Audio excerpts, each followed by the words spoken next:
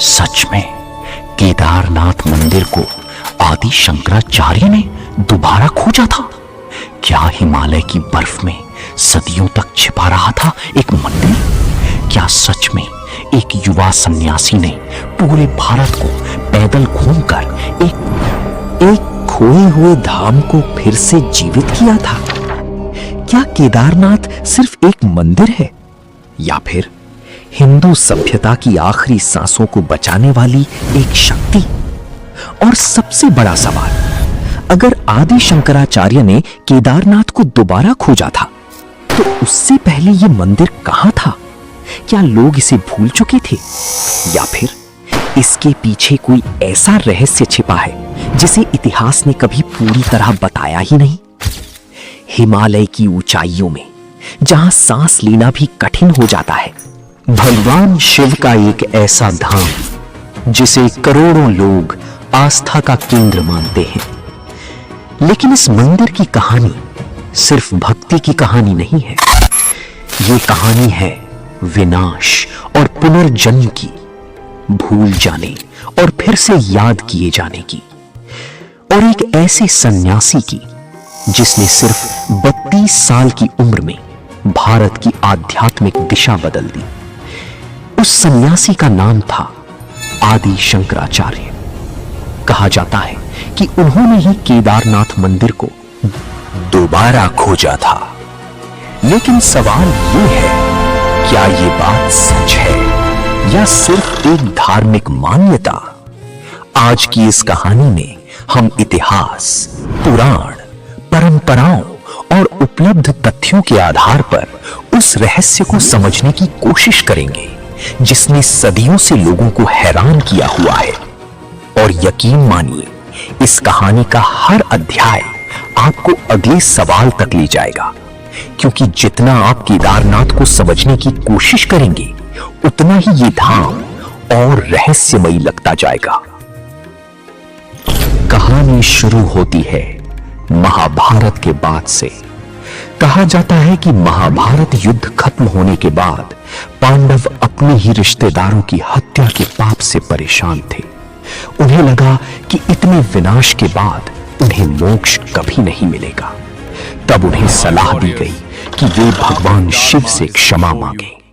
लेकिन कथा कहती है कि भगवान शिव उनसे नाराज थे, और यही कारण था कि वे उनसे छिपते हुए हिमालय की ओर चले गए। फिर एक दिन भीम ने एक विशाल बैल को देखा। उन्हें शक हुआ कि यह कोई साधारण पशु नहीं है।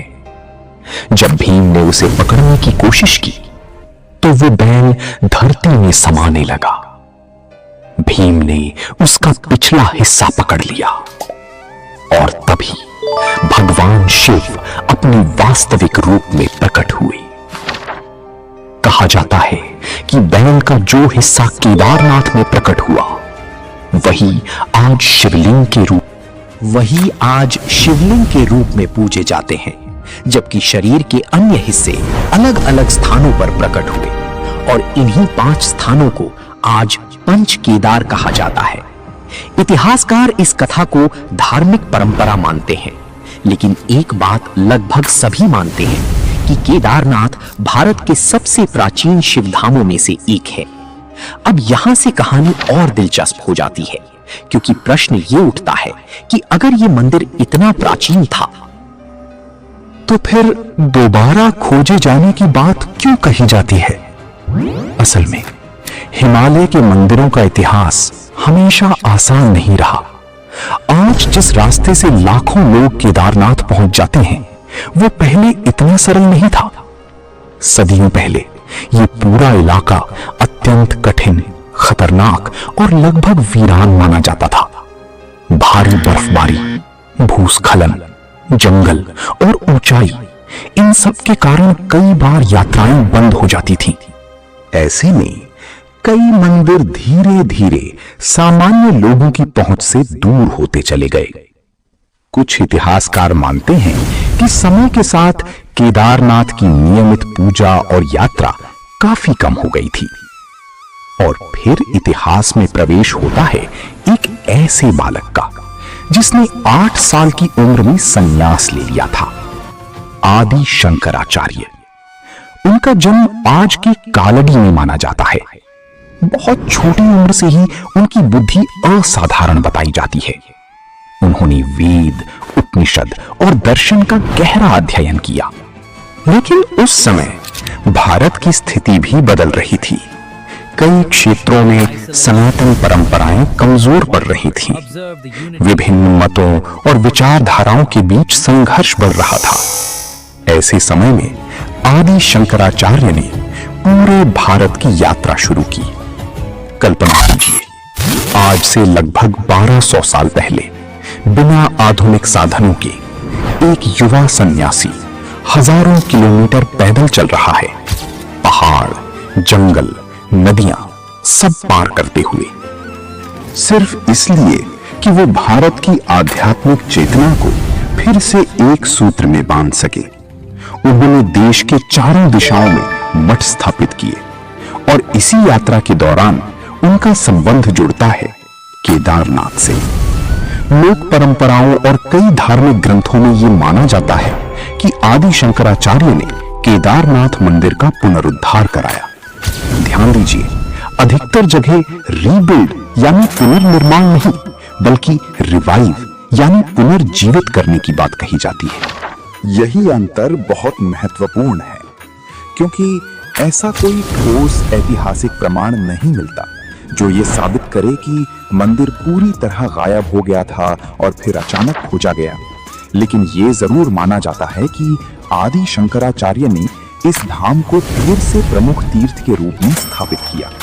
कुछ विद्वानों के अनुसार उन्होंने यहाँ पूजा पद्धति को व्यवस्थित किया, यात्रा को पुनर्जीवित किया और इस धाम को संपूर्ण भारत से जोड़ दिया। यही कारण है कि आज भी केदारनाथ मंदिर के पीछे आदि शंकराचार्य की समाधि का उल्लेख मिलता है। कहा जाता है कि अपने जीवन के अंतिम समय में उन्होंने यही समाधि ली थी।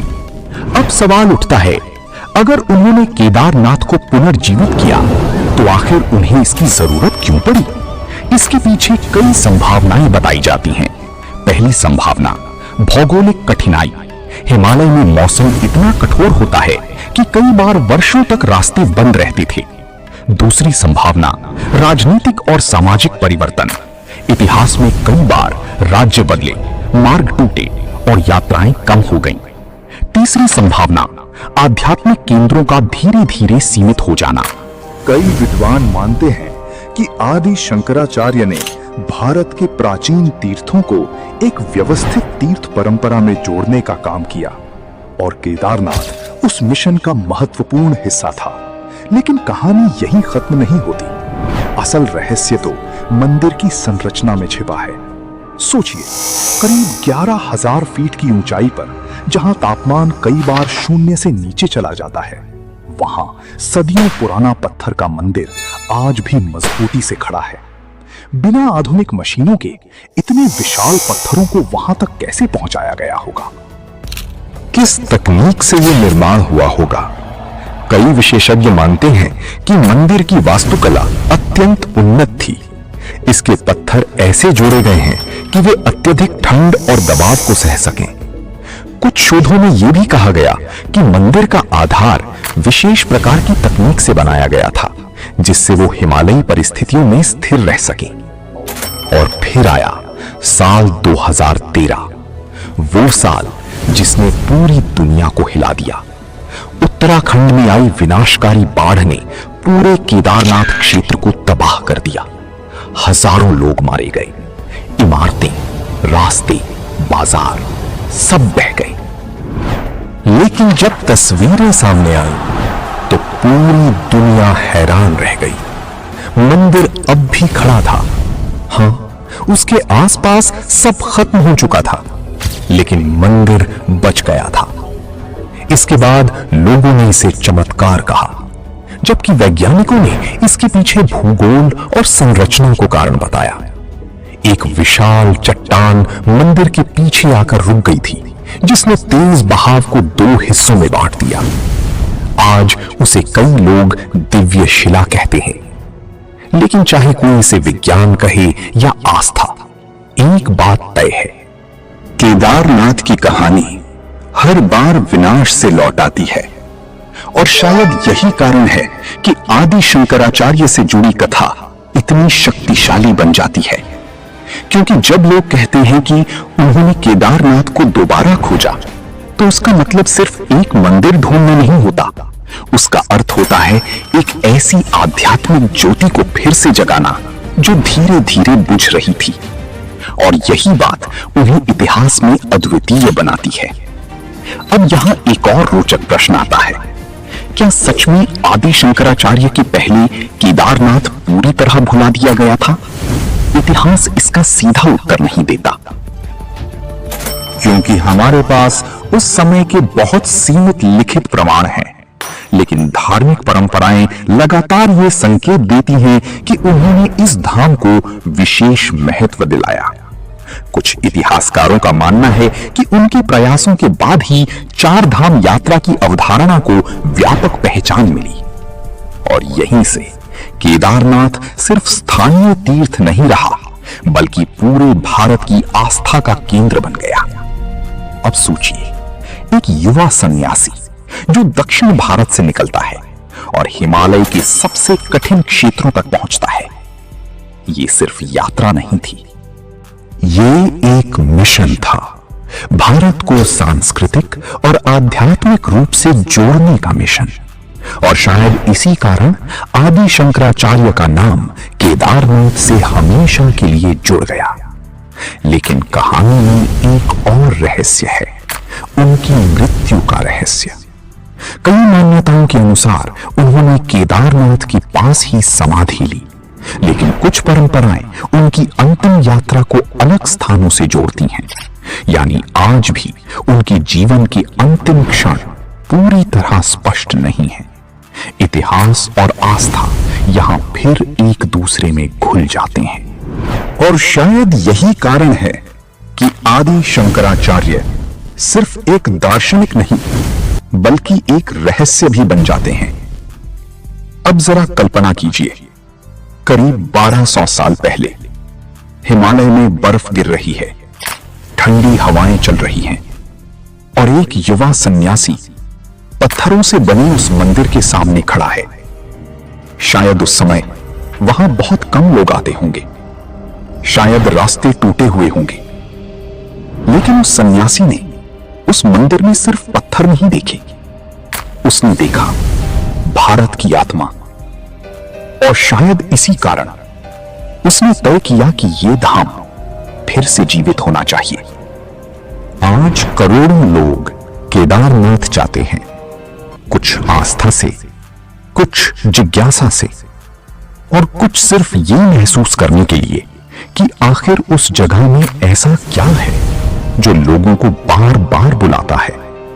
क्योंकि सच कहें तो केदारनाथ सिर्फ एक यात्रा नहीं है, ये इंसान और प्रकृति के बीच एक संवाद जैसा लगता है, जहां हर पत्थर, हर घंटी, हर बर्फीली हवा एक कहानी सुनाती है।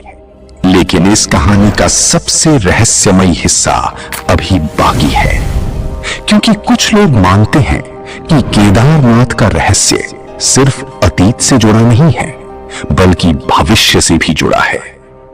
पुराणों में एक मान्यता मिलती है कि एक दिन ऐसा आएगा जब वर्तमान केदारनाथ धाम तक पहुंचना असंभव हो जाएगा।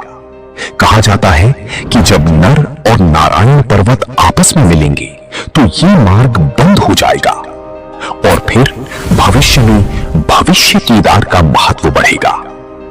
अब ये भविष्यवाणी सच होगी या नहीं, कोई नहीं जानता, लेकिन एक बात निश्चित है, हिमालय के रहस्य आज भी पूरी तरह समझे नहीं गए हैं।